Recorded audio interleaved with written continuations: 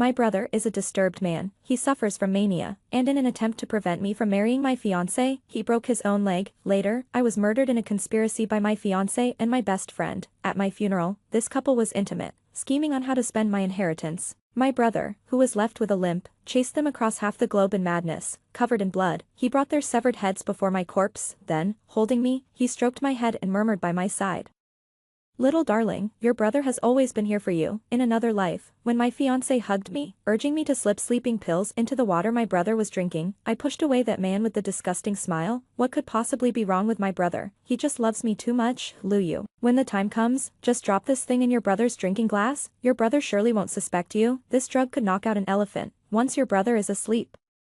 I'll take you away tonight, okay? The person across from me gently squeezed my wrist, but my thoughts were not on him. My gaze was fixed behind him, the shadows of the locust tree swaying. My brother, in a white shirt, at our house's door, holding a kitchen knife, his eyes dark and ominous, looking at us. When I realized I had truly been reborn, my brother had already dragged me inside the house, holding a kitchen knife in his left hand. He fumbled by the door with his right.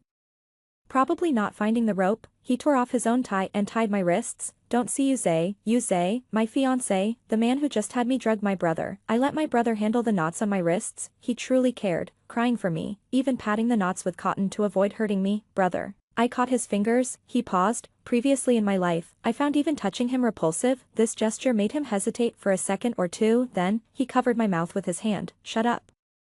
If you dare plead for Yuze again, I'll kill him. It was like this in my previous life. My brother and I had slowly become estranged. I was madly in love with Yuze, not knowing that when Yuze approached me, he was already involved with my best friend, both conspiring to kill me for insurance fraud. I truly believed Yuze was my soulmate, desperately clinging to him, and my brother tried desperately to stop me, telling me Yuze was not a good person. In a moment of anger, I said many cruel things to him. Lu Ming, you're a freak, imprisoning your own sister. Do you know why the neighbors avoid you? Because you're a monster. I hate you too. Why do you have to be my brother? I don't want you as my brother anymore. I don't want you as my brother anymore. I just remember how pale my brother's eyes were that day. He looked like our mother, beautiful to the bone, yet always emanating a fragile, shattered feeling. He just calmly tied me up, then said to me, "Dinner is fish head stewed with tofu, my favorite dish." When I snapped out of my memories, I was already tied to a chair. My brother was cooking in the kitchen. Indeed, my brother is a mentally unstable control freak, but what is his fault? He just doesn't know how to love me properly. I was distracted for a moment, and my brother came out of the kitchen, looking down at me. "What's wrong, brother?" I looked up and smiled at him. "Why aren't you causing a fuss?" His voice carried a slight hoarseness. In fact, my brother's voice was never hoarse before. It was only after he shouted himself hoarse while working hard to support me. "You don't need to tie me up, brother," I said softly to him. "I won't run away again. I will stay by your side and heal the sickness in your heart." But my brother just looked down at me, his gaze cold. Soft approach now. Since the hard way didn't work, my brother still thought I wanted to run away.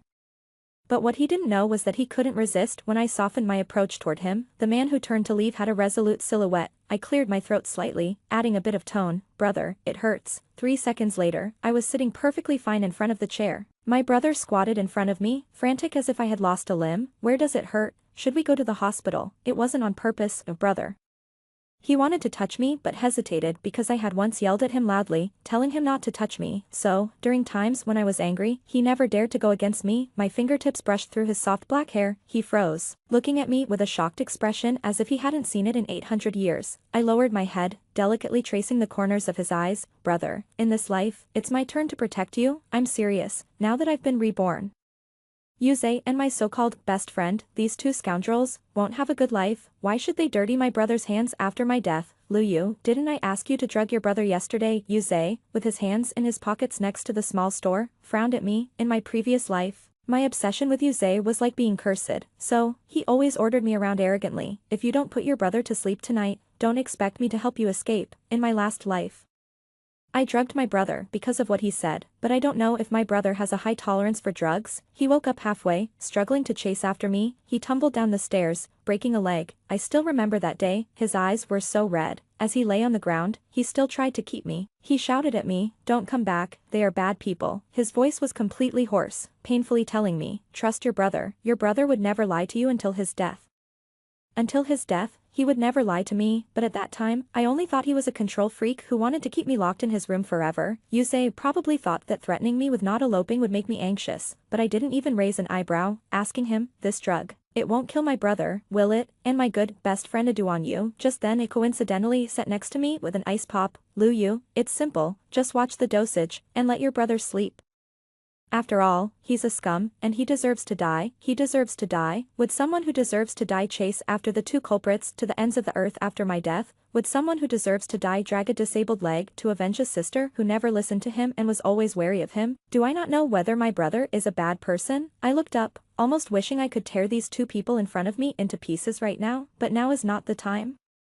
I stared at the bag of sleeping powder in my hand. I already had a plan. 5. Did you go see Yuze again? As soon as I entered, I was pulled into an embrace, his high nose bridge fluttered against my neck, his breath shallow. My brother smelled of locust flowers, under the daylight lamp. Lu Ming's face was very pale. His features striking, like ink forcibly splashed on a white paper inkstone, they would crumble at a touch. Brother, I was just, shut up. He interrupted me roughly, his knuckles brushing past my shoulder blade, a foreign touch that sent shivers down my spine, but this time, I didn't dodge. Suddenly, I felt that my brother was like a dog, unsure whether the broken doll he picked up still belonged to him. I smiled, my fingers brushing through his messy bangs, then, I suddenly stopped. Very hot. Exceptionally hot. My brother had a fever. Only then did I notice that his face was paler than usual, clearly in discomfort, yet he still stubbornly looked at me. Brother, why don't you go to the hospital? I took his body, trembling slightly, his voice was cold and hoarse. You promised me you'd be back by 6. I had to wait for you. The clock had already struck 9 in the evening. I was shocked to realize that in dealing with my own matters, I had forgotten the time I had promised him.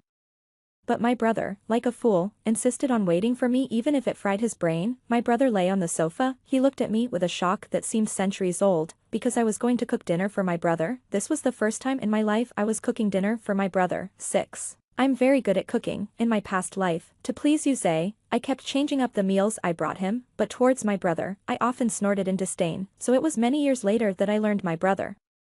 This freak had kept a piece of bread I had eaten half of for a long time. The fire for the dried shrimp and scallop porridge was just right. I blew on it and scooped a spoonful to my brother's thin lips. My brother stared at me, suspicion in his eyes that I had drugged him. Are you going to eat? I asked calmly. He bit the spoon, his eyelids drooping, somewhat obedient. It's hard to imagine how his thin arms, with veins so visibly marked, had once decapitated both Yuze and my best friend, brother.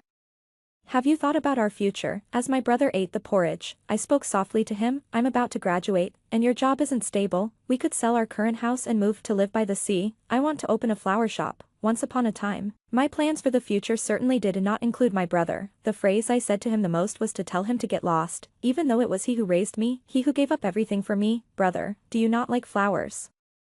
I leaned closer to him, but you always smell of locust flowers. Before I could finish, he had already raised his hand, pinching my chin. The rough fingers of a man brushed past my lips. My brother's gaze at me always starkly carved with the word a possessive. What are you trying to say? At the seaside. Is the flower shop convenient for your escape? Don't lie to me. Okay, Luyu. He called my name, like a murmur in a dream.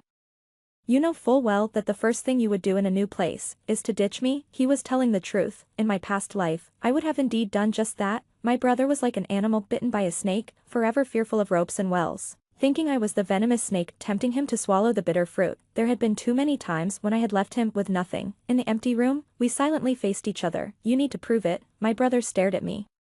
How can I prove it? I asked him. Just as the light flickered and then went out, the room plunged into complete darkness, and soon I understood how my brother wanted me to prove it. I bumped into a fiery chest and felt his hands support my lower back, burning hot. I heard him grunt. And then he grasped my chin. His lips were the first to touch mine. So hot, he was hot everywhere. His fingers brushed the back of my neck as he kissed me, but his heat nearly numbed the root of my tongue. My brother was spoiling his own sister. His lips moved along my damp brows and eyes downward, landing at the base of my ear, stirring the senses with a heat that was not of a normal human. My brother could hardly have imagined that when he sealed my lips, I would clutch his collar and kiss him back. This threw my brother's breathing into disarray, and he straightened my chin. He pressed his forehead against mine, a soft rub. I chased his whispers in the darkness. Only then did I truly understand who was in distress. That's how you prove it. Don't leave your brother. I washed the last dish clean in the kitchen. My brother was in the living room. In fact, I was just avoiding him, having acted too hastily. My brother and I did something we had never done in our past lives. I knew my brother's feelings for me went beyond mere family affection. We weren't blood related, but he had always looked at me with extreme restraint, desiring me. Yet not daring to act, I didn't know how to face him, even though I had lived 2 lifetimes. Just as I was pondering this, my brother pushed open the door and walked in as if nothing had happened. Want a sip? he backed me against the sink, holding a cup of hot milk, he brought it to my lips. I did have a habit of drinking milk before bed, but it seemed like it was from my brother's cup, following the imprint of his lips. I took a sip. Good girl, he ruffled my hair. Brother, I called him. Your kissing technique needs more practice. What? He chuckled. I'm saying. I turned around, and then he unexpectedly kissed the corner of my lips. I grabbed his tie. Brother, do you believe me now? I won't run away. Look, I'm even. But then, the man, bent over, continued to just look at me. I've opened up everything to you. Suddenly, my head began to feel heavy. I looked up at him, my mind unclear. No, my head was spinning. Was there something in the milk? My brother cupped my cheeks with his hands, his calloused fingertips brushed against my eyelids. I couldn't move. There was something wrong with the milk. I heard my brother's voice as if it were coming from far away. This time, you did really well, Xiao Yu, you shouldn't have kept the drugs in such an accessible place in your bag. They just fell out. You almost killed your brother. Oh no. It looked like my brother misunderstood. I had the sedatives in my bag to test their origin. I needed to find evidence of Yuze's crimes, but it seemed my brother thought I intended to drug him. Everything I had done seemed to him like a huge, staged act of self-sacrifice. I wanted to explain, but I couldn't speak. My eyelids were getting heavier. What a mess, I thought, trying to raise my hand. But Lu Ming brushed off my sleeve. Do you hate your brother that much? Fooled me once, thinking of fooling me again. My brain was foggy. I felt something tight around my neck, making it hard to breathe. I couldn't move at all. My brother had tied me up. Brother, I looked at him helplessly. You have to give me a chance to explain. Lu Ming looked down at me, his expression unreadable. My brother, tall and thin, seemed as fragile as glass to the world. Yet, he was strong, whether dealing with a couple in his past life or dealing with the disobedient me in this life. His almost cold white knuckles caressed my earlobe. Brother, I called him. Shut up, another harsh reprimand, somewhat hoarse. My brother leaned in and kissed me. His eyelashes were long, tickling my eyelids. I couldn't move, but even this gentle provocation from my brother was too much for me. Because I liked him, I was forced to respond to him. But when my nostrils were filled with his scent, the last bit of my sanity pulled me back from the abyss, making me sober. I was not here to practice kissing techniques with my brother. Brother, cough, cough. I started coughing. He slightly frowned and loosened his grip, gently rubbing my back, choked. Who really needs to practice kissing? His words were harsh, clearly still angry. He thought I had deceived him, but I hadn't, so I got angry too. It's you who doesn't trust me. The drugs were given to me by Yuze. He wanted me to knock you out. I took the drugs just to send them to the testing agency. It's you who doesn't trust me. I held my head high and met his gaze. When my brother leaned in to kiss me again, I knew that my explanations were in one ear and out the other for him. I pushed him away. He raised his eyebrow and uttered, "Oh." His words were light, whispering in my ear. He said, "Yes, the medicine was taken for testing. It wasn't to poison my brother." Lu Yu, are you going to say next that everything you've done was for me? But did you ever love your brother, even just a little? His expression was calm, but his eyes betrayed a frantic desperation. I opened my mouth to say something but found myself at a loss for words. After all, in the past, in my attempts to escape from Lu Ming, I had done shameful things like adding sleeping pills to his breakfast, stuffing his pencil case with lime, and falsely accusing him of theft to get him arrested. It could be said that much of my brother's bad reputation in the neighborhood was my doing, all to clean up my own messes. He couldn't immediately change his view of me, so I decided to bide my time. Then, I suddenly kissed Lu Ming. My brother's lips were soft and inviting. He froze, his eyes widening as if a colorful scroll had suddenly unfurled within them. Then, my brother snapped. My head hit the mattress, but his palm cushioned the blow. The bed sank a little due to our movements, and I reciprocated, interlocking my fingers with his. He kissed my neck and said, "You're going to torture your brother to death." I think, in my past life, I owed Lu Ming a lot. In this life, I'm not sure I can cure him, but I can indeed promise to torment each other until death. 9. My brother's cooking is delicious. It would taste even better if my hands weren't trapped and he was feeding me bite by bite. Brother, I elongated the tone, calling him.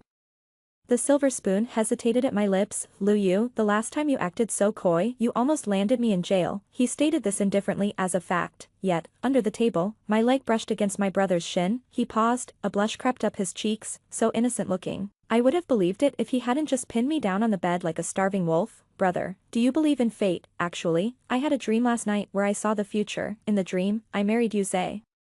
And you broke your leg. Later, Yuze and Duanyu conspired to kill me. Dragging your broken leg, you chased them halfway across the globe. So, I'm quite resentful towards Yuze right now. I stared into his eyes, sincerely sharing these thoughts, but his face remained expressionless. His beautiful eyes like a serene sky, unreadable. Oh, really? He leaned closer, his breath grazing my neck. What a coincidence. I also had a dream last night. In the dream, My little sister was desperate to escape from her brother, so she crafted a beautiful lie. She deceived her brother into living a dream, then ditched him. I almost thought he was reborn too, because in my previous life, I had cajoled Lu Ming before drugging him. I still remember him holding onto my wrist that day, his eyes red, tightly embracing me, saying, "Lu Yu, you won't leave me, right? You're not going to leave me, are you?" So that night, I drugged him. And he ended up breaking his leg. If these are the things my brother dreams about, it's only natural for him, being as neurotic as he is, to want to keep me close. I laughed softly towards him, and he frowned at me. "Forget it then, big brother. No matter how you treat me, I am willing. I promise this is the last time I'll deceive Lu Ming." During my shower, I turned the water temperature to the lowest setting, and when I dried my hair, I used the cold air setting and blew it fiercely against my head. I've always had a frail constitution since I was young. When I felt a chill hitting my forehead and something odd in my sinuses, I sniffled, knowing I was about to catch a cold. Whether I would get a fever was a matter of luck. I wiped my hair and walked out of the bathroom. My brother was sitting on the sofa, his dark eyes intently staring at me. I walked over and, with a little exclamation, collapsed into his arms. Despite my sudden move, my brother still reached out and embraced me. I suddenly felt like a fox spirit seducing a scholar, yet my brother's gaze was so resolute it was as if he was about to renounce the secular world. His voice was cool and detached. "Go to sleep." I pinched his thigh. This didn't feel like my brother. He grabbed my fingers, and I stared at the movement in his throat. "Why are you ignoring me? Stop fidgeting. Go to sleep." His voice carried a warning tone when he spoke again. "Brother, I'm so good to you, don't you like it?" I sat on his lap and reached out to touch his throat. His pupils shook visibly, and he grunted. He was holding back again. "My brother, then I won't be so nice to you next time, okay? It's you who don't want me, Lu Ming. Look, it's you who made your sister." A familiar force came from the back of my neck. My lips were suddenly sealed, swallowing the words I wanted to say. This man didn't want his sister to speak again. The jerk. Sometimes I really pity my brother, even though I'm the one who's locked up. It's him who's truly trapped. I wrapped my arms around his neck. "Are you scared, brother?" He silently nodded in my arms. "You've been too abnormal lately, Lu." His voice was hoarse. "I'm afraid it's a trap, but you know what? Even if you dig a hole in front of me, and say with a smile, 'Brother, jump down,' my brother would jump down without a second thought." In the middle of the night, I felt so miserable I couldn't sleep.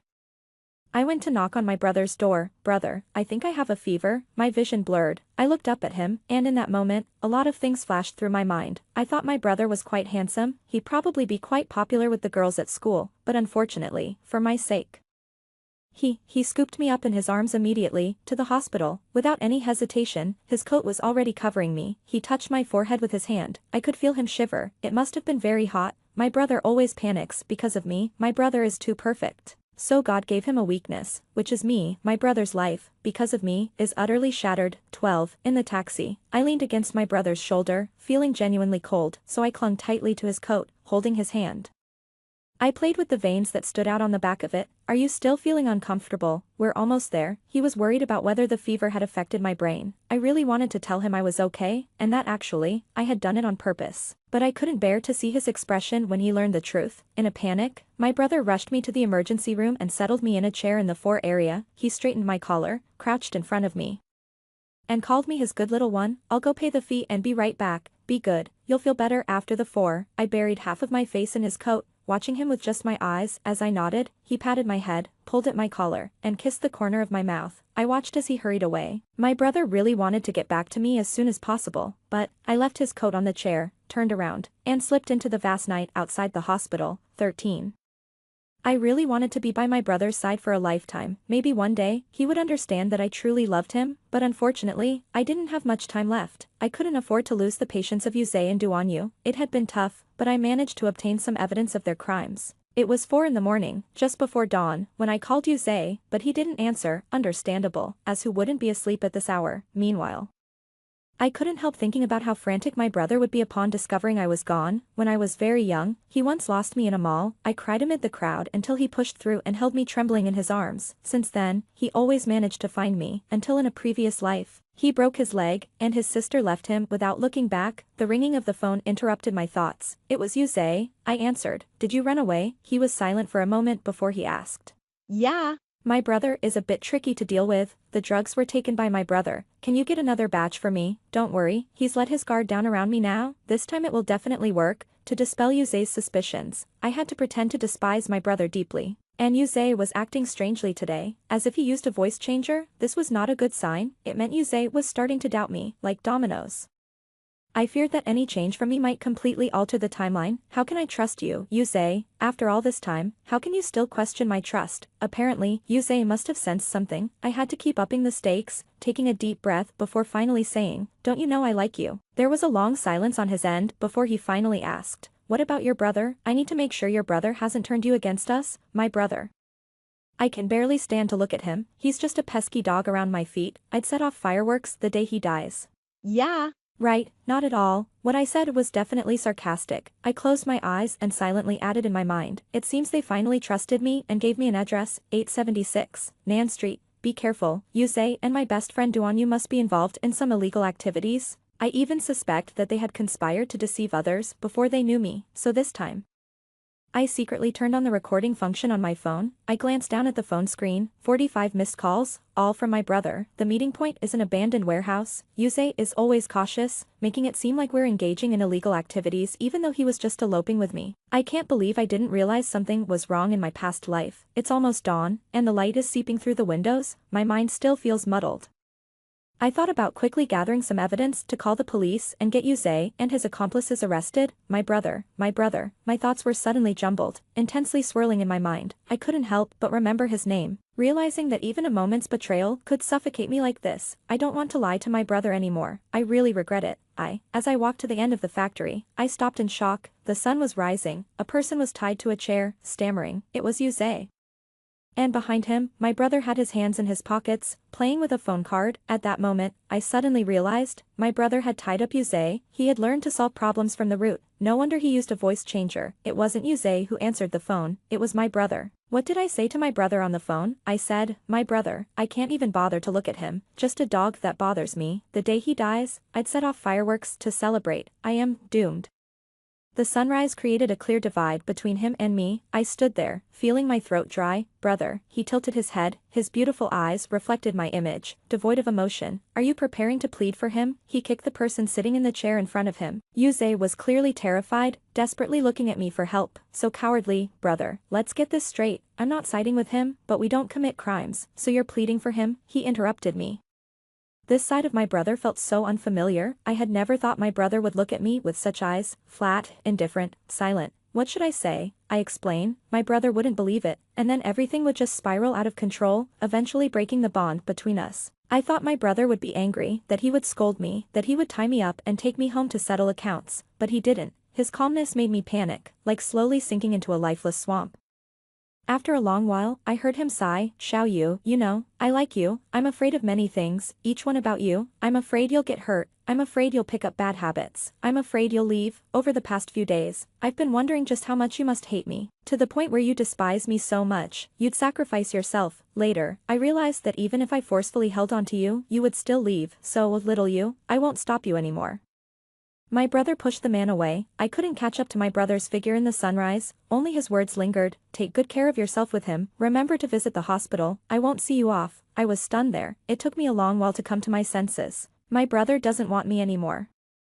16. In the empty factory, Yusei was so moved he was nearly crying. "Woo, little you, I knew you cared about me. Your brother is a freak. Quick, call the police, arrest him." I kicked over the chair he was tied to. He pretended we were both involved. Yusei didn't dare to call the police because he was involved in illegal activities himself. The man moaned behind me. He asked me to untie him, but I ignored him. After a brief internal struggle for a few seconds, I chased out of the factory. I decided to follow my brother. Ever since we were kids, it was always my brother who soothed me, so he can't just not want me anymore. I didn't know where my brother had gone, decided to first go home to look for him. Now it's my turn to find his phone unreachable. How the tables have turned. Sitting in the car, I composed a long text message to him, then deleted it one character at a time. Suddenly, I felt like I was infected by my brother. I was going crazy. My mind full of him when I couldn't see him. I finally found my brother, not at home, but at the convenience store by our house. I stood at the entrance, took 2 steps forward, but froze under the streetlight. The convenience store was quiet in the early morning. My brother was wearing a black jacket. He had deep-set eyes and his skin was nearly cold white. He handed something to the cashier with his eyes downcast. The cashier was a very young girl, shyly stealing glances at him. My brother just smiled at her with a twinkle in his eye. I exploded at the entrance. Somewhere in my heart felt like it was being wrung out harshly. 17. My brother came out of the store. He looked at me somewhat surprised. A thin morning light fell on his face, and I stood in his inevitable path. so he tilted his head slightly. Excuse me. The way my brother looked at me was like he was looking at a stranger. I couldn't hold it in anymore. Brother, my voice broke at the end. I watched as my brother's pupils gradually dilated. He pulled me into his arms. His fingertips brushed across my cheek. Why are you crying? Don't cry. I was wrong. It's my fault. Don't cry. Okay. He dropped everything he was holding, just to wipe my tears. I sobbed as I looked at him. I've been without parents since I was little, and now you don't want me either. Lu Ming, how could you be so cruel? He said. All right. It's all my fault. You really are my ancestor. Stop crying. Okay, but I was crying so hard that I could barely catch my breath. It wasn't until my nose felt blocked that I realized I was coming down with a cold. Then it felt like all the viruses in my body launched a collective assault on me. My head spun violently. Only then did I remember I had been tossing and turning all night without even drinking half a bottle of water. My consciousness began to fade as I clung to his sleeve, in the last moment. I could still hear my brother frantically calling my name. I felt my eyes were covered, a black cloth blocked my sight, amplifying all my other senses. Someone lifted my bangs and touched my head. The slightly calloused knuckles belonged to my brother. Brother, I called out to him. He didn't respond, but he started unbuttoning my shirt, downward. I shivered. He rubbed my earlobe. Good. Let's check your temperature, brother. Why are my eyes covered? Because I could hear his breath close to my ear, magnified 1,000 times more than usual, making my heart race. You need to be punished. I have a fever, brother. He patiently tied my wrists, so I had to follow his voice, but then he fell silent, and all I could hear was the friction of the sheets and clothes. And him wrapping a silk ribbon around my wrists. It didn't hurt, nor was it upsetting, but it was deeply bitter. Just like my brother means to me, brother, I was wrong. I had to plead with him. He hummed softly, and I couldn't discern his attitude in the darkness. He took the thermometer from under my arm, apparently checking the reading. Where did you go wrong? I shouldn't have lied to you. I shouldn't have kept in touch with Yuzei, but you know, brother. I contacted Yuzei and them because I really wanted to. A warmth touched my forehead. Probably my brother checking my temperature with his own. That's not it, Lu Yu. It's not that you lied that made me angry. It's that you deliberately let yourself catch a cold. Lu Yu, do you understand? My brother forced my legs apart with his knee. You're hurting yourself because of me, so I want to kill myself. Lu Ming says everyone's world is different, and in his world, there's only me, so don't make brother sad. Don't make brother suffer. Okay. His kiss landed on my neck, wet. I'm afraid one day I'll go mad, and won't be able to love you anymore. I felt his gentle bite. His voice gradually turned into a painful reminiscence. Even if you put a knife to brother's throat, or break brother's leg, what can I do? I'm willing to endure it. But you're sick, you're in pain, you're uncomfortable. What do you want me to do? I'm going crazy, so please, torment brother a bit more. Don't hurt yourself. Reflecting back, my brother has always been like this, even covered in blood. He would still hold me tight. I clung to my brother's neck. But I love you too. Brother, you should trust me more. I love you too. Those words felt like fireworks suddenly bursting in the air. I could feel it. My brother was stunned. The next second, I somewhat regretted it. My brother too, went crazy, tears uncontrollably spurred by physiological stimuli. My heart clenched tight. At that moment, I finally understood. My brother's pain also tightly bound me. His kiss fell on my heart, invasive, plundering. Creatures in the dark are like this, unable to yearn for light. So they always draw light from each other. As a child, I was afraid of the dark, afraid of falling into an unseen abyss. But if my brother was the abyss itself, I was willing to fall into it. Brother, I unconsciously called out his name. My brother lifted the black cloth, and I looked into his eyes. His eyes sparkled, like the most ancient stars in the universe, burning in my heart. I felt a shameful urge to cry. His slightly hard teeth pressed into the skin of my neck. You said, brother is your dog, so what is this dog doing to you now? He said he doesn't hold grudges, but clearly, he holds deep grudges. 19. The thin morning light fell on the bedding. I moved my arm, and my brother hugged me tighter. Other sisters cling to their brothers like octopuses. But my brother clings to me like an octopus. His prominent nose rubbed against my neck. I wasn't sure if it was intentional, rubbing against the red marks. It hurt a bit. Brother, you were so passionate last night. I thought you wouldn't bear to leave me like this. He buried his head in my neck and laughed. With a heavy nasal tone, he teased my heart with each laugh. Sorry, couldn't hold back. His apology was insincere. Shall I make it up to you? He straightened me up, letting me straddle him. The morning light coincidentally fell on my brother's eyebrows and eyes.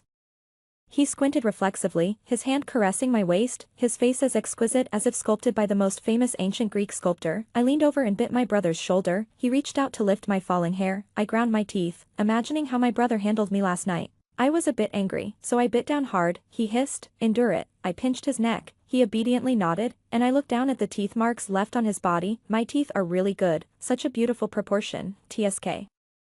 I hadn't finished admiring, when my brother suddenly flipped the blanket, wrapping me into his arms. My vision plunged into darkness, surrounded by his scent. His kiss landed on my spine, like the lingering warmth of the morning lifting its tail tone. Deadly. My brother caught a cold. He brought it upon himself. Neither of us ever had good health. Now my breathing is clear. Wrapped in his coat, he sniffed. Should we go to the hospital? I touched his forehead. It's nothing. He rubbed my palm.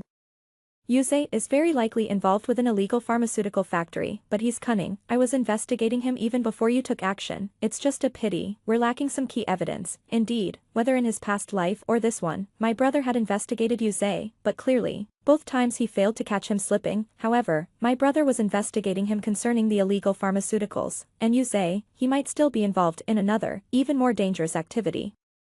I tugged at my brother's sleeve. I think Yusei and Duanyu might be conspiring to commit insurance fraud. My brother paused. You mean, Duanyu approached me first, and then Yusei took his chance, getting close to me, getting to know me, and finally marrying me only to kill me and commit fraud. It was a bizarre suspicion, but my brother's eyes darkened for a moment, especially when he heard it to kill me. Their IDs might both be fake. Brother, you could start looking into that. My brother stared at me for a long while, then he laughed. What, do you want to be a little detective now? Actually, my brother's job really is that of a detective, a private detective, but it's a completely different type of work from the detectives in literature, and as most people understand in reality, I don't like his job at all, because although my brother is smart, he has no formal education. Back then, our family's finances could only support one of us in school. I went to high school. So he had to do this shady job to support me. There was a time when he came home covered in bruises every day. Later, I found out that the tasks he took involved underground fighting. Such a private detective, clearly, as long as there's money involved, he would do anything. Luyu. My brother's nasal voice brought me back to reality. I looked up, unexpectedly. My brother wrapped a scarf around me. Through the thick cashmere, he kissed me. Thank you for standing by my side. I was stunned. Then suddenly felt a tingling in my nose. I've always stood by your side. I will never stray far in this life. Silly brother. After winter, the first spring flowers bloomed. I stood in front of the window counting the ice crystals, with the indoor heating creating a dense fog. A child nearby was solving practice problems. This was my last job before graduating from summer vacation, tutoring part-time. I looked through the glass outside. The thin light reflected on the melting snow. Someone leaned against a silver secondhand Santana watching me. My brother wore a camel-colored cashmere sweater, too pale, blending into the white expanse of the snowy field. Standing far away, I wasn't even sure if he was spacing out or watching me, until my phone in my pocket vibrated. It was his message. Stop looking at me, Teacher Lu, focus on teaching. The curiosity of the kid next to you is overflowing. I remained silent, turned my head, and met the gaze of the child who had just been earnestly memorizing vocabulary. Now her eyes sparkled. Sister, what's the situation with that man? Is he your boyfriend? I ruffled her head. My thoughts returned to the subject at hand, as the melting snow, piled up like mountains, quietly overflows throughout the silent winter. Stepping on the creaking, melting snow, I went out and met Lu Ming. He opened his arms to me. Hey, be careful. I fell into his embrace. It was a slip. And as he wrapped his arms around my waist, I stayed held in that position, my breath dissipating in waves. He adjusted my hat, pulling it over my head. In my dim, swaying vision, he leaned down and kissed me. On the way home, he held my hand, merely because the thin ice on the road could make one slip. I would never admit that I was just seeking the warmth of his touch. As we walked, he spoke. Do you remember the town we used to live in? My brother and I didn't live in this city before. After our parents disappeared, my brother brought me here. The police officer who investigated our parents' disappearance seems to have been transferred here. The day before yesterday, I ran into him. A tightness seized my chest. I opened my mouth but didn't know how to respond, so I just gripped his hand tighter. It's okay. His voice carried a comforting tone that merged into the vast white void. I provided some clues for the capture of Yusei. Probably, it was to thank me.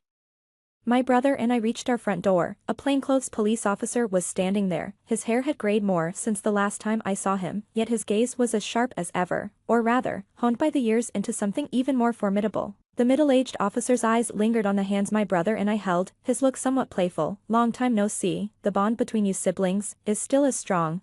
21. It's been over 7 years, hasn't it, little you? And yes, Lu Ming. It's been so long. You two haven't changed much. My brother and I were sitting on one side of the sofa. The middle-aged officer smiled at us, the wrinkles at the corners of his eyes unfolding, an amiability that made it hard to gauge his sincerity. I remember when I was handling your parents' case. Your sister was still in high school. He gestured to his own waist to indicate her height at the time. I was also a rookie cop back then, and yet I still haven't been able to fully resolve this disappearance case. This has been a burden in my years of policing. That's why I dislike dealing with older cops. They know the art of communication too well and how to probe into people's hearts. And my brother, obviously, was more adept at handling this than I was. Officer Wang, is that banner for me? I just helped you a little, and you even came to visit? I'm really flattered. My brother was all smiles. But the older man's gaze remained fixed on him. After a moment, he also smiled. Thank you for your assistance in capturing Yuze and his criminal gang. The case is going to court next week. If you're interested, you could attend. Here, the banner. He handed the banner to my brother, who reached out to take it, but halfway through, he stopped. But, speaking of which, after all these years, have you two discovered anything new about your parents' disappearance? I suddenly stood up. The coffee table shook slightly due to my movement. Officer Wang looked at me with interest, while my brother reached out to steady me. Sorry, the water in the kitchen must be boiling. I'll make you some tea. My steps were a bit frantic as I opened the kitchen door, leaning against the sink. I gasped for air, my heart was racing too fast. As the sun set, I stood enveloped in a vanishing shadow, the foam in the sink trembling. Something wasn't right. This wasn't like the past life. Why was that case being brought up again? Was it because I provided my brother with a clue, and he just happened to meet Officer Wang? Had the timeline shifted, just when my brother and I were finally getting our lives on track? Living like normal people, please, no. I clenched my fists tightly, letting the pain bring back my sanity. From the living room, the conversation between my brother and Officer Wang was faintly audible. My sister has always been timid, as you know. Our parents disappeared when we were just kids. You scared her just now. My brother's voice was calm and firm. Oh, I've always found it odd. The parents disappeared, yet you and your sister don't seem anxious. Do you think your parents are alive? Somewhere unknown to you? Or are they dead? Officer Wang's probing questions were meant to stir emotions. After a moment of silence, I heard my brother say, I think they're dead. Then Officer Wang made a sound of acknowledgement. If my dad were alive, that gambler would probably smash everything just to take the house I bought for my sister to pay off his debts. If my mom were alive, she'd probably never let my sister go to university. She'd force her to go out and sell herself. So whether they are alive or not, I hope they are dead. There was a long silence, and Officer Wang didn't speak again. Are you trying to morally blackmail me? Think whatever you want. My sister has been in the kitchen for quite some time. I'll go check on her. The sound of the kitchen sliding door being pulled was followed by my brother embracing me. I realized then that I was shaking. Looking up, I saw the boundary between light and dark. It turned out we had always been lost in the darkness. The living room, where Officer Wang was brightly lit. Our kitchen, unable to hold on to the last glimmer of the sunset, was swallowed up into a damp, oppressive cage. I heard Officer Wang loudly say, but the law is unsympathetic. One is dead. One is missing, the main culprit. I will definitely catch him. It is my duty as a police officer. I shuddered. My brother scoffed. He lifted my chin and kissed me. Quite rebellious, isn't it? In the living room, Officer Wang loudly discussed his ideals, while in the dark kitchen, my brother's hand slipped inside my shirt, caressing my waist. He kissed my nose, lips, and neck, whispering softly, indulging in the most fallen acts. My vision swayed. I caught a glimpse of the bright light in the living room. Perhaps, I had been in the deepest hell all along, so I am not afraid of the dark, and I also despise the light. 22. May just welcomed the intense chirping of the summer cicadas. I was sitting at the entrance of the police station, surrounded by people coming and going. It wasn't until I saw that man with graying hair, Officer Wang. Though middle-aged, he still exuded vitality. Stretching while clutching his leather wallet, he spotted me. Hey, little yo. You've been visiting this old man quite frequently lately. I handed him the milk tea I was holding. He complained about not being used to the drinks of the younger generation, yet he took a big sip. So, I heard you're graduating soon. How's your brother? I ignored his question and said, our old house back home is going to be demolished. He raised an eyebrow. Oh, that self-built house? That's great news. That area is being developed. You should get a decent compensation. I fell silent for a while, quietly looking up at him. When I was a kid, my parents used to hit me. The setting sun was reflected in my pupils. I watched as the expression on the police officer's face grew serious. I was young and didn't understand. It hurt when they hit me. Maybe it is indeed possible to do something utterly outrageous. Officer Wang's smile completely vanished from his face. Police are always so sharp. Perhaps his rapidly working mind had already run through the causes and consequences 1,000 times over. I turned around and left him. 23. When I got home, my brother had already prepared a full table of food. I told him I'd finish class at 4. It was already 6. I suddenly remembered. The first time I came back to life, my brother was also sitting on the sofa waiting for me. I walked up to him and took his hand. Bro, I called out to him. He seemed to be sealed in the continuously setting sun, holding my wrist. He hugged me. Where have you been? I went to see Officer Wang. I promised my brother I wouldn't lie to him again. He sighed and ruffled my hair. Fool. It seemed as if a lot of words could be hidden in actions, like when my brother lifted me up, kissed me. Like when his fingers ran through my hair, winding around again and again. If everything in the world had a temperature, then I hate the intense heat of summer. Shall we eat first? His fingers brushed away my bangs, breathing near my lips. I tightened my grip around his neck. What are we eating, brother? Food. Brother. We mixed up each other's predicates. He looked down at me, then pulled me into his embrace. Outside, a bicycle bell rang. The pungent scent of someone's Sichuan pepper drifted in through the window, but I knew this summer was almost over, so I had to kiss him as if fighting against time. I wanted to melt him into my heart, etch him into my brain, never to forget in this lifetime. 24. I called my brother. Asked if he could come to my graduation ceremony. My brother responded softly on the phone, non-committal. I'm not sure. I might have a job tomorrow helping a client find a cat. If you don't come, you're dead. I threatened through gritted teeth. He laughed. What kind of death? I'll never want you again in this lifetime. He was silent on the phone, then remarked, that indeed would be an irreversible loss. Actually, I still didn't know whether my brother would come, but I am the valedictorian, meant to give a speech. The money for my schooling came from my brother fighting in underground boxing rings. He kept it a secret from me, saving money by eating only pickles and steamed buns for a month. He's this superhero called a brother, earning every bit from unimaginable hardships. I wanted him at least to know that his sister had made something of herself, but when I actually got on stage, the hall was packed with people. I hadn't seen my brother before going up, and I didn't know if he was hidden among them. Still, I mentioned him in my speech, thanking my brother, without whom I wouldn't be here today. I felt he probably didn't hear it. He was likely still out helping that client find their cat. I should understand my brother more, after all. When everything is accounted for, I still owe him. I stepped down from the stage, and someone stood in front of me. It seemed like a fool bringing flowers to his girlfriend.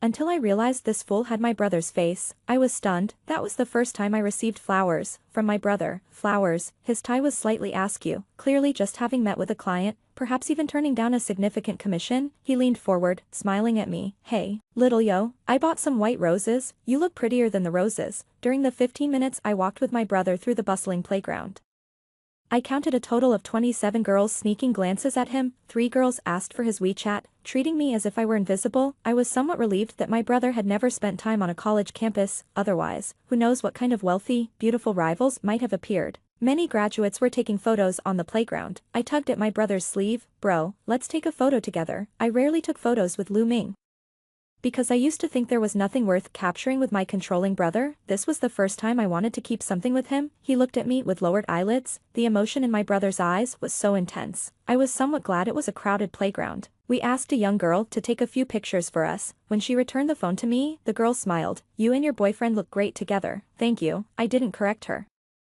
I think my boyfriend and I are a great match too. When I referred to my brother as my boyfriend, the look in his eyes was almost ferocious. You're saying it for the first time? What? The summer wind stirred up the hustle and bustle, lifting his tie. My brother never belonged to the youth or the naivety that was mine, yet, he made my heart race more than anyone I had ever brushed past. In the small alley 100 meters from the bustling playground, the summer breeze blew through.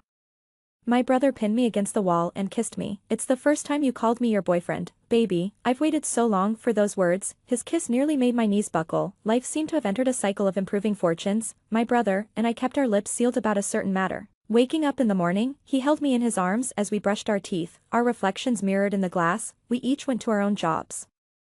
Sometimes he would bring a bunch of delicate white roses to pick me up. Sometimes I would bring him the latest dish I had been researching to try. My brother said this was returning kindness with ingratitude. Then the rainy season of that summer always brought heavy downpours. Our travel plans were forced to cancel. I didn't know whom to be angry with, so I made a fuss with my brother. He held me in his arms and told me to sleep. Later I really fell asleep in his arms.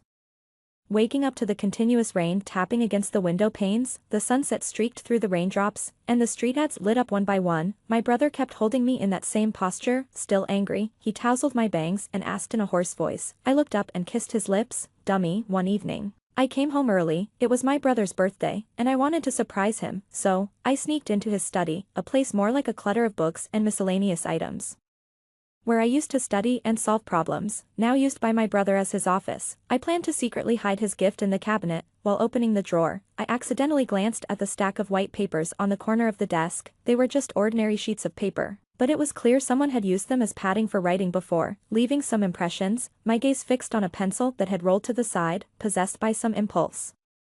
I picked up the pencil and began tracing over the impressions. Slowly, the message my brother had previously written began to emerge in the graphite gray. 9/17 demolition. It seemed to be the date our old family home was scheduled to be demolished. A chill seized my heart suddenly. No one knew the secrets hidden in that old house. In my past life, I didn't even live to see the day the old house was demolished, but as the date drew nearer, it dragged along my anxious heart towards the abyss.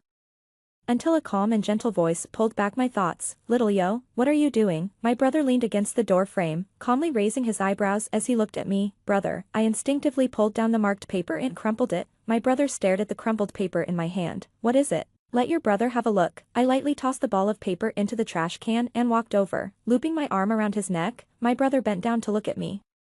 His eyes were like the clearest colored glass in the world. How could I bear to see them shatter? I stood on my tiptoes, gently kissed the corner of his lips, and he let me do as I wished, even holding me by the waist. "Happy birthday, brother," I whispered to him softly, handing him the prepared gift. An album made up of photos of us both. We solemnly placed it on the shelf next to the refrigerator. "Just 2 pictures," he said with a hint of self-mockery. "It will be filled up," I said. Picking up the instant camera, my brother was by my side, with the gentle glow of the candle on the cake behind us. His arm rested on the dining table as I leaned my head against him. "Brother, smile," and he smiled. It was my brother's 26th birthday. That day, I was still by his side. In fact, every day I spent with him, I was just as clingy. But September 17th was like a curse. It devoured the few remaining summers the first had with my brother. September 16th, the day before our old house was demolished. I went to the police station. My brother was out of town on a business trip today, and I came without him knowing. Before coming, I had called Officer Wang. "Hey, young lady, you haven't contacted me in a long time." His voice was as calm as ever, as if he was competent in handling anything. "Officer Wang, I want to confess, I felt like I had dropped a bomb. As a police officer, he should have taken it very seriously. Instead, he didn't handcuff me but invited me to have tea with him upstairs." "Officer Wang, did you hear what I said?" "I said I want to confy." He stopped in his tracks. "Young people these days, do you treat the law as a joke?" "Me, confession also requires evidence that you have committed a crime. Do you understand?" The setting sun stretched the shadows endlessly down the stairs. The police officer stood at the top of the stairs staring at me, and for a moment, it felt like a sharp sword had pierced through me. I steadied myself and said to him word by word, "My foster father and mother, I killed them. When I was 12, they were entombed in the walls of our old house. The evidence is, tomorrow, when the house is demolished, you should be able to see their bodies." It was a long stare. I hate eyes that can see through everything, so insightful and penetrating. I prefer my brother's, always gentle no matter when he looked at me. Quite interesting. After a while, the middle-aged officer smiled. But I couldn't smile. The sword of justice finally judged me, punishing the former self who abandoned my brother. "Do you siblings take turns confessing or what?" "However, your brother got ahead of you by a day," she said. "My brother, little girl, your family's house is being demolished today, not tomorrow." "Did your brother lie to you?" "He was already detained yesterday and has been taken to the site for DNA testing. The results are about to come out. Do you want to come with me and see who the real culprit is?" No wonder, my brother, who never goes on business trips, suddenly had one. No wonder, he didn't delve into what was written on that crumpled piece of paper. It was meant for me to see. No wonder, no wonder. At lunch yesterday, my brother looked at me as if he couldn't bear to let me go. It was clear, he thought he might never see me again. I don't know how I ended up in the police car with Officer Wang.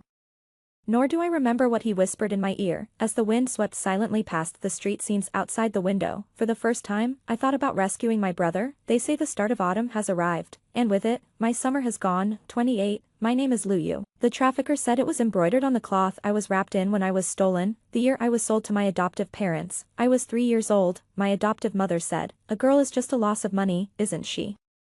The trafficker replied, "You're offering too little money. Well, she's not your own flesh and blood, so you can use her however you want. She's so pretty, her body would definitely sell well. Besides, listen, she doesn't cry or make a fuss. Quietly, let me tell you. I stole her from a commercial street next to a university in the city. She's got cultural genes." The trafficker marketed me like a product, but my adoptive parents still haggled over the price until the trafficker said, "The son you lost is called Lu Ming, right? Well, isn't that a coincidence? This little girl is called you, Lu Ming, feeding on the wild fruits. This girl might just bring your son back to you." My adoptive father spat on the ground and rubbed his nose. "What a load of nonsense. My son is called Lu Ming because our chickens never crow on time. If she was called Goose, I might believe she could bring our boy back, but in the end, they still bought me, because I was cheap, because..." That thing called an adoptive father leered at me, sizing me up from top to bottom. He rubbed my small arms and legs. "She's not his own daughter." Wait till you grow up a bit. It seems like others always forget what happens in childhood, but my memories are vivid. Every day felt painful. Sometimes it was the inexplicable beatings from my mother. Sometimes it was being chased and bitten by the dogs at home. Sometimes it was the pain of unbearable hunger. When I was 8, Lu Ming was found, yes. Lu Ming was their biological son. That night, my mother made me sleep in the pigsty. Where I saw him, he wasn't much better off than me, dirty, but with very beautiful eyes, the likes of which I had never seen before, just like his mother's. Actually, I liked my mother. Because although she always hit and kicked me, she gave me food. In my world, there was no concept of someone who is kind to me. To me, a mother who fed me was. I despise Lu Ming, ever since he returned. My mother stopped feeding me meals. I've actually fought with the family pig for food. Later, Lu Ming secretly shared his meals with me. He said, "I'm your brother." I hadn't learned to speak properly, but I mimicked his tone and mumbled something unclear. I despise Lu Ming, but subconsciously, I felt attached to him. I felt like Lu Ming took everything from me, yet he was also the reason I survived. So, one day, I quietly took the initiative to hold his hand. I watched as his pupils slowly dilated. That year, he was 13 and I was 10. I had no idea what kind of shattered, hollow, and demeaning feelings my brother harbored for me. I only knew that my brother was the top student in the county, and he was very clean. My brother was different from me, and I despised him even more for it. But when that man hit my back with a wine bottle, dragged me by my hair against the wall, and left my body covered with scabs that healed and reopened, it was only my brother who pulled me into his room to apply medicine. His cold fingers traced the wounds on my back, and I looked up at the moon. That night, my brother held me in his arms. I didn't know what decision my 15-year-old brother made that night. That strange-smelling little house in the countryside, every day, I continued to live in agony. My mother started doing bizarre things, and my father dragged me out of my room to beat me. My brother remained silent throughout. I only remember one day, I was gasping on the floor after a beating from my father. One of my teeth had fallen out near my brother's feet. I looked up at my brother. I said, "Save me." His pupils trembled. I blamed him for his indifference, but at that time, I didn't understand. They were his biological parents. He stood by their side. The first time I got my period, my mother was overjoyed. She said, "You can go out and earn money now. Are you happy?" I felt that my mother had almost gone mad by then. She hid in her room every day, snorting that white powdered substance. My father had gone mad too. He kept losing money gambling, selling everything at home that could be sold. The world was already distorted. The only clear thing in that continuously churning world was Lu Ming. He became a county-level top student. He was very smart. Only in his arms did I feel safe, yet I still resented him for not being able to rescue me. I didn't know that he had been secretly planning something for a year. When my father gambled away all the money, the only thing left to mortgage was the house. He also planned to borrow money to build a smaller self-built house. That day, my mother was unusually gentle. "Xiao Yu, do you remember those pictures I showed you before? If you do what they do in those pictures, you can earn a lot of money. You know, you earn money, build a big house for your mom and dad." At that time, I really didn't understand that this was selling. I didn't realize how humiliating it was, how dangerous, how utterly insane. They knew I didn't understand, but a kind of fear started rising from the depths of my heart, because my mother was pressing down on my body, making me kneel in front of my father, that drunken slob. Tilting his head to look at me, that woman, crazed from sniffing powder, did everything her husband said, because he gave her money. "Let your dad try first to see if you have the skills." Okay, my mom wanted me to unzip my dad's pants with my teeth. I struggled frantically. In that moment, I felt terrified, unsure of what I was afraid of. The world turned upside down, pouring into black paint. It churned and tore me apart. The pain was intense. It turned out to be my mom pulling at my scalp. I thought I lost another tooth when my dad's liquor bottle hit my head. Everything was tearing apart, crumbling. I wondered, is human existence merely to suffer? I asked why? Why me? What did I do wrong? It hurts so much. Do you even realize how much it hurts? But there's no one in the world who feels sorry for you. My brother came home from school and pushed open the door. This was the scene he saw. My mom was forcing white powder up my nose, and my dad was nearly stripping me bare. The liquor bottle shattered, and my palm was impaled on it, blood gushing out. This world isn't good, neither for me nor for my brother. When did my mom let go of me? When did my dad lower his hands? I don't know. I only saw the world soaked in red. Warm liquid gently sprayed onto my bare skin. Fireworks outside, the screams of two grown animals pierced through my eardrums. I couldn't feel it, couldn't understand why they were screaming like that. It's just pain. I go through it hundreds of times every day. I stared fixedly at my brother. His axe fell from his hands, spraying out damp, warm liquid. It stained my eyelashes, and I squinted my eyes. My brother, expressionless, told me to stand back. "If they really find out, I can't let the police trace your DNA." His voice was so calm, it felt like he was just serving me a bowl of noodles. It seemed like the most ordinary day amidst countless others we had endured that night. I cleaned myself up and put on my favorite clothes, sat at the table, cleaned every nook and cranny of the house, placed a bunch of flowers in a battered vase. My brother was in the kitchen, mixing fresh mortar for a new wall. Everything was taken care of. My brother ruffled my hair, and I knew. The next day I went to the police station crying, "Woo-woo, officer. My parents haven't come home for 2 days, I'm so scared." Were my parents missing, dead? Neither my brother nor I knew. That year my brother was 19, and I was 16. My brother said he'd earn money to support me, but he never told me that. Just before stepping into our house, he had shoved his college acceptance letter into his pocket. 29, a loud explosion jolted me from my thoughts. Was there some festival today? Fireworks? I looked up, watching the sky burst into splendor, casting light on everyone's faces, falling into the long river merged with police lights. My brother, wearing handcuffs, accompanied by a police officer, standing not far away. Our house had been partially demolished. Police officers came and went, incessantly handling the scene. Did my brother see me? I don't know, actually. He always managed to spot me accurately. That time at the house where he tutored students. At my final graduation ceremony, a few steps forward, the neon lights casting on my face. My brother has the most unforgettable gaze I've ever known. He's a madman. His love for me is despicable and twisted. He's the kind who would lock me up without a second thought. He's the one who had feelings for me since he was 12. Turn back. Please, turn back. Forget the body embraced by your brother, the murmurs in the night, the intertwining kisses. Then, all of this will no longer concern you. But why do I still love him so much? I walk faster, begin to run, passing through layers of neon lights, darting past the stars scattered by fireworks. I hear voices stirring, the summer wind blows through.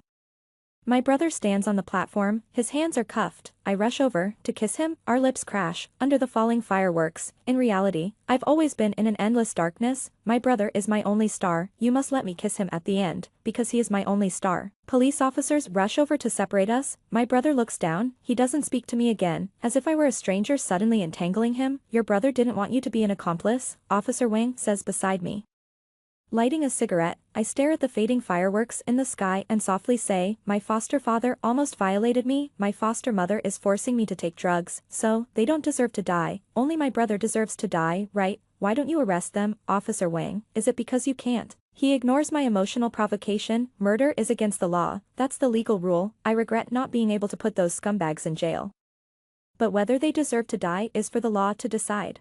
Yeah. Great, I rest my chin on my hand, looking out the window, light ignites the deep black night. The law? Why isn't there a law to protect brothers who protect their sisters? No one answers me. I look down. After a while, I turn to Officer Wang beside me. My brother seems like a madman. Can he get a reduced sentence? Epilogue. I always feel my brother has grown thinner. After coming out of prison, he also seems colder towards me. This is 3 days after I brought my brother home. I don't know if it's because of his buzz cut. He lost some of his former gentleness and gained some sharp coldness. At 6 in the morning, my brother wakes up on time. I set an alarm to get up this early, because I'm afraid my brother might just run away. I hurriedly serve him a bowl of porridge. Thank you, my brother says to me. My brother actually thanked me. Even when our relationship was at its coldest, he had never thanked me before. I'm stunned there, watching my brother eat his porridge methodically. My mom also comes down the stairs. Xiaoming, are you used to the room we prepared for you? Yes, my birth mother has been found. My brother was sentenced to 7 years for intentional injury. The DNA comparison and on-site investigation results are out. The cause of death for the man and woman was not due to axe wounds, but from shards of a beer bottle. The police speculate that my foster mother was affected after consuming a large amount of psychiatric drugs. This triggered a stress response. The DNA found in the wound that caused my foster father's death was also my foster mother's. In other words, it was indeed my foster mother who caused my foster father's death and then committed suicide. The reason why my brother and I have different memories might be due to the traumatic, bloody scene and the stress it caused us, as well as the bag of white powder my foster mother tried to force-feed me. My brother, having demonstrated good behavior, was released 2 years early. During these 5 years, thanks also to Officer Wang's assistance, I found my birth father and mother. Both are university professors, and they have been looking for me for decades. The moment they saw me, my mother hugged me tightly and cried uncontrollably. Only then did I realize that I, who had been abandoned, abused, and trampled upon, was also the child whom 2 parents on the other side of the world longed for day and night. My parents are very kind to me. They are willing to fulfill all my wishes. For the first time, I lived in a big house with stairs. For the first time, I used a bathroom with a bathtub. And after finding out about me and Lu Ming, my parents didn't prevent me from being with him. I thought my brother and I had finally reached a happier phase. On the day I picked up my brother from prison, I couldn't stop talking to him. I found our dad and mom. I have a family now. Brother, I got a teaching certificate. I can start working as a teacher next month. However, in 3 days, he only spoke 4 sentences to me. Oh. Okay, thank you. I felt like I was going to explode. My brother wasn't like this before. He used to smile at me, comfort me, and speak tenderly, but now, he hadn't even said, "I miss you" to me. There was a knock on the bedroom door. It was my brother. I thought he came to make up or finally wanted to say something nice to me, but, he was wearing a black windbreaker, with a backpack, looking like he was about to leave. Luyo, say goodbye to uncle and aunt for me. I won't bother you anymore. I'm leaving. He was really leaving. His sister was still standing in front of him, yet he was leaving. My heart felt like it was being crushed. I was furious. "Where are you going?" I asked him. "Going home." He looked down. "No, brother. This is also your home." I grabbed him. "Since you've found your birth parents, don't call me brother anymore." His cold voice seemed to pierce through my heart. Aren't you still my boyfriend?" I tugged at his sleeve, not believing that my brother would deny even this, considering how he used to react just because I mentioned a boyfriend. After a pause, he remained silent. He brushed my hand aside. "I've been in for 5 years. No contact for 5 years. How can I still be considered a girlfriend?" I stood there, stunned, looking at him in disbelief. "No, bro, what's wrong with you?" I was really angry, and a bit panicked, but couldn't express it. "You've been acting weird since you came back." I never expected him to push me away. It wasn't really a push, more like a gesture to move me aside, but I was so angry. I felt dizzy, and so I fell against the doorknob. Unfortunately, there was a splinter on the door from where over time, my arm scraped against it, leaving a trail of blood. It looked quite scary. Blood began to bead and trickle. My brother's expression visibly shook. He tried to help me, but I shoved him away. "Get lost, Lu Ming. You don't want me anymore, do you?" He froze, listening to me. "Did you figure it out in prison, that this sister, who's only dragging you down, isn't worth supporting, just like that? You're ditching me. You're really a jerk. Just go. I don't need you anymore either. Stay away as far as possible. I don't even want to see you. I hate you the most." But that's not true. I really miss you. You're not a jerk at all. How could I possibly hate you? I was speaking sarcastically. I always use sarcasm to confirm whether my brother still loves me or not, but this time, my brother paused for a moment, his eyes flickered, then he got up, and he really left. He really walked away from me. He really doesn't want me anymore. I sat on the ground, unable to understand why my brother would do this, unable to understand why he changed after coming back from prison. Tears started to fall uncontrollably. Anyone who made me cry, I could stop immediately, but not when it's my brother. 4 days after Lu Ming was released from prison, I cut off contact with him. "Where's Xiao Ming? He didn't come home yesterday." The afternoon sun gently poured over the sofa, and my mom sat beside me. Caught off guard by this mention, I couldn't help but feel a twinge in my nose. "He doesn't want me anymore. Probably figured it out in prison. Thinks I'm not good enough for him." I rested my chin on my knees. My mom reached out, rubbing my back. "I don't think it's like that. People often can't help but reflect on their own lives when they see the happiness of others. You've told me about Xiao Ming's family. I think maybe, when he sees you, he's reminded of himself. Could it be that he feels he's not worthy of you?" I looked up at my mom. "Xiao Ming, the way he looks at you, there's love, but it's always filled with sadness. Perhaps, for him, watching you from afar is better than being by your side." I pondered my mom's words. She patted my shoulder, handing me the car keys. "Do you want to go after him? Give him courage. There's no such thing as deserving or not in this world. You are very important to me. You are the most suitable for me." Where could my brother go? Where could my brother's home be? The setting sun bathes the old neighborhood in its fading glow. The only place he could call home, is the house where we lived together for over a decade. I have the key. When I open the door, a wave of alcohol hits me. My brother drinks. I remember he never used to drink much. I tiptoe barefoot through the clutter of scattered slippers, a space I tidy up every month. It's never too dirty. Bottles and jars are strewn beside the table. A man, drunk, leans against it. I walk over to him, observing the object he clutches in his hands. It's a thin photo album of us together, the last birthday gift I gave him. I shake him gently. "Get up." His eyes squint drunkenly, and as I sit in front of him, I ask, "Why did you let go of Luyu?" His eyes immediately redden. "I didn't let her go. I didn't let go." Drunk. He's almost panicked, also somewhat lost, his vacant eyes staring at me. "Then why did you leave her?"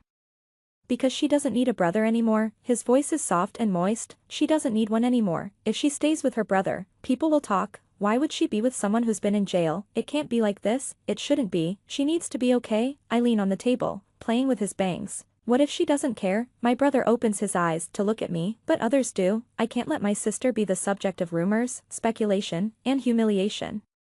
I hold his face, looking into his eyes. "Luyu loves you." Lu Ming laughs self-deprecatingly. "What's that worth?" "It's because I was the only one who loved her before. That's why she loved me. But now, she has her parents, she has a home, she has people who love her. My love is nothing to brag about. I feel like my brother is breaking apart. The smell of alcohol on him isn't unpleasant at all. Why do I still crave it so much? I look into his eyes and say, only where you are, that's my home. He laughs, that's not true. I lift his chin and kiss him, our tongues entwine, and he suddenly opens his eyes. A moment of clarity returns, he sees me, it's a dream, I hear him say.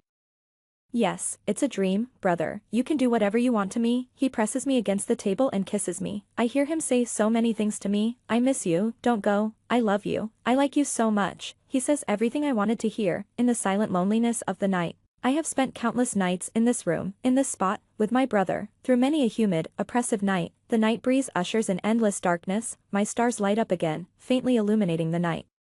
They bring a veil of gossamer into sweet dreams. The next day, my brother tries to leave again. I play the recording from last night to the indifferent man standing by the bed, all his cooing words to me, little you, I love you so much, don't go. I raise an eyebrow at him, brother. Do you have a split personality, day and night? Not the same person? The man's dark eyes stare at me for a long moment, he sighs, then he pounces on me, wrapping me tightly in the thick blanket. Lu Yu, from now on.